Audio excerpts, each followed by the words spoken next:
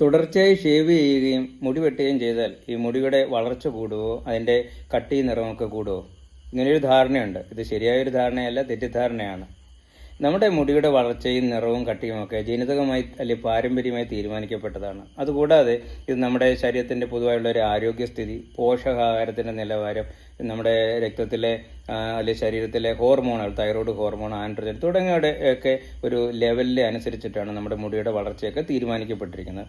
പിന്നെ ഈ മുടി വെട്ടുകയോ അല്ലെങ്കിൽ മീശയും താടിയൊക്കെ ഷേവ് ചെയ്ത് കഴിയുമ്പോൾ ഇച്ചിരി കട്ടിയായിട്ട് തോന്നുന്നുണ്ട് അല്ലേ? അത് വെറും ഒരു ഇല്യൂഷനാണ്, വെറും ഒരു തോന്നൽ മാത്രമാണ്. നമ്മുടെ തൊലി നിരപ്പിൽ വെച്ച് നമ്മളിത് ഷേവ് ചെയ്ത് കളയുമ്പോൾ പിന്നീട് കിളിച്ചു വരുന്ന മുടിയുടെ അറ്റം ബ്ലണ്ടായിരിക്കും, പരന്നിരിക്കും.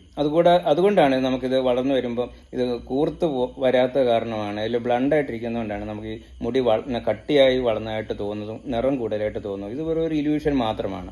നമ്മൾ അറിയേണ്ട ഒരു കാര്യം, നമുക്ക് എന്തെങ്കിലും ഇങ്ങനെയുള്ള പ്രതിവിധികൾ ചെയ്ത് നമ്മുടെ മുടിയുടെ വളർച്ച കൂട്ടാൻ പറ്റത്തില്ല.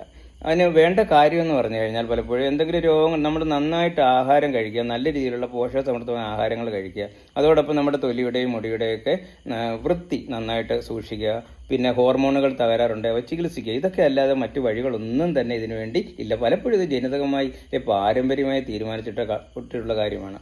പിന്നെ ഒരു കാര്യമുള്ള, ചില ആളുകൾക്ക് നമ്മൾ മരുന്ന് പ്രിസ്ക്രൈബ് ചെയ്യാറുണ്ട്.